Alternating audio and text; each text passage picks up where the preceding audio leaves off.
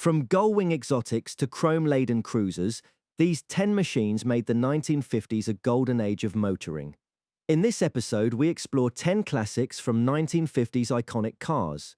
Each car tells a different story: design, engineering, culture, and the small details that make old-timers feel alive. The Gullwing turned post-war engineering into rolling sculpture. Built during 1954-1957, the Mercedes-Benz 300 SL Gullwing represents the engineering priorities and driving culture of its time. Debuted at the 1954 New York International Motor Sports Show, its 3.0 straight-six used mechanical direct fuel injection and made about 215 horsepower. A tubular space frame forced high seals and the famous Gullwing doors. Top speed could approach 160 miles per hour, making it the fastest production car of its era. It drew heavily from the successful W194 racing program. Mercedes built 1,400 Gullwing coupes before the Roadster took over. Today, it stands out as a collectible oldtimer because it combines period character, mechanical personality, and a story enthusiasts still care about. The DS looked like the future the moment it hit the 1955 Paris Salon. Built during 1955-1965, the Citroën DS19 represents the engineering priorities and driving culture of its time. Revealed in 1955, it reportedly took about 12,000 orders on day one. Hydropneumatic suspension gave it self-leveling ride and adjustable height. Front disc brakes were highly advanced for a mainstream 1950s car. It launched with a 1.9L four-cylinder from the Traction Avant lineage. Flaminio Bertoni's body and single-spoke wheel made it instantly futuristic. The DS became one of France's most influential automotive designs.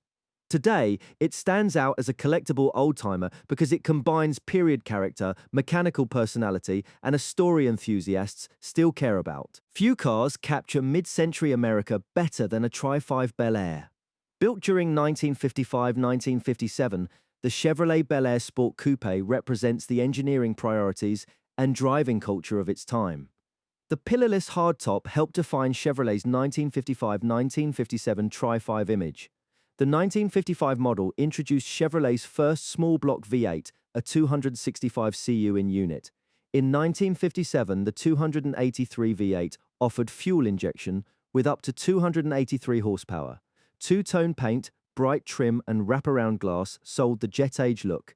Bel Air was Chevrolet's upscale full-size line in the mid-1950s. The 1957 Bel Air remains one of America's most collected classics.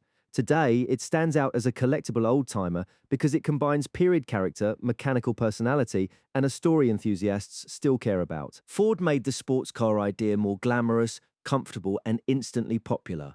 Built during 1955-1957, the Ford Thunderbird represents the engineering priorities and driving culture of its time. Debuted in 1955 as Ford's stylish answer to the Corvette, Ford pitched it as a personal car rather than an all-out sports racer. Standard V8 power and roll-up windows made it more civilized than the early Corvette. First-year sales topped 16,000, dwarfing Corvette volume. The 1957 facelift added larger fins and a longer rear deck. It established a personal luxury formula that defined later Thunderbirds. Today, it stands out as a collectible oldtimer because it combines period character, mechanical personality, and a story enthusiasts still care about. America's sports car found its identity in the second half of the 1950s. Built during 1953 to 1962, the Chevrolet Corvette represents the engineering priorities and driving culture of its time. Introduced at GM's 1953 Motorama with a fiberglass body, only 300 were built for 1953, all polo white roadsters. Early cars used the Blue Flame inline-six and Powerglide automatic. A small block V8 arrived for 1955 and changed the car's fortunes.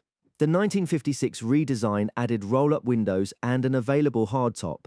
Fuel injection in 1957 pushed output as high as 283 horsepower.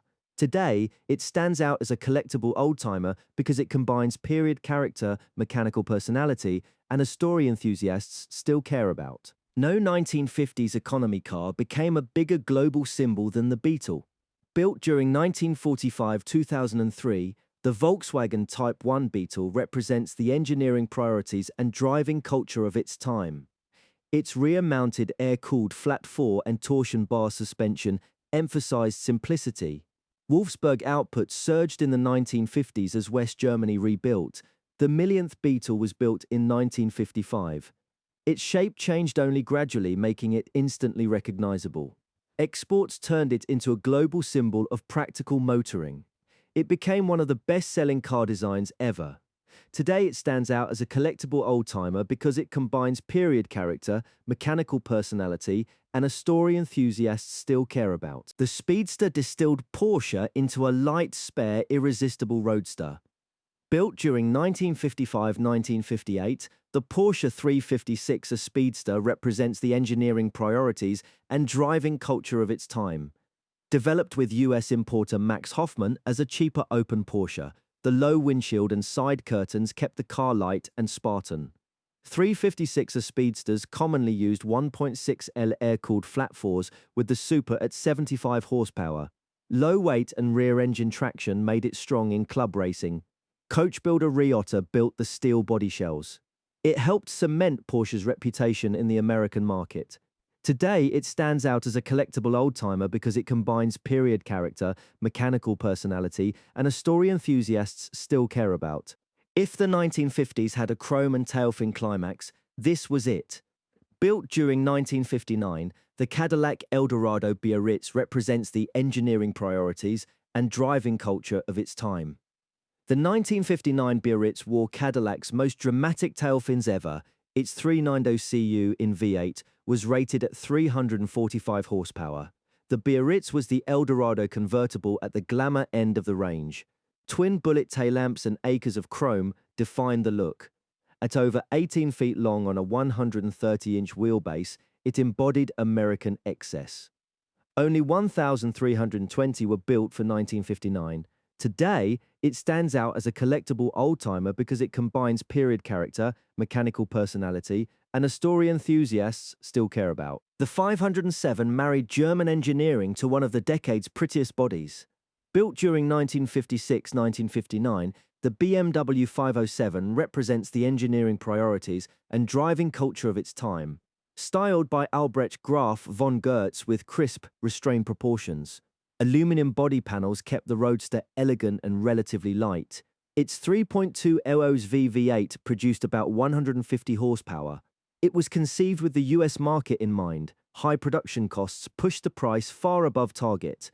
Only 252 were built, and it later became a BMW halo icon. Today, it stands out as a collectible oldtimer because it combines period character, mechanical personality, and a story enthusiasts still care about. The Nuova 500 put tiny car charm at the center of modern Italy.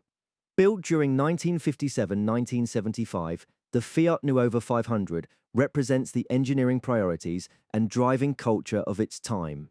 Launched in 1957 as a tiny rear-engine city car, its air-cooled twin started at 479cc and about 13 horsepower. The car was under 3 meters long, ideal for crowded Italian streets. The early folding fabric roof kept cost and weight down. It helped motorize post-war Italy alongside the larger Fiat 600. Its friendly shape became an enduring Italian design icon. Today, it stands out as a collectible oldtimer because it combines period character, mechanical personality, and a story enthusiasts still care about. Pick your favorite 1950s icon because this decade gave every kind of car lover a legend. Whether you prefer compact sports saloons, elegant coupes, or long-distance autobahn machines, this group captures why classic cars remain so fascinating.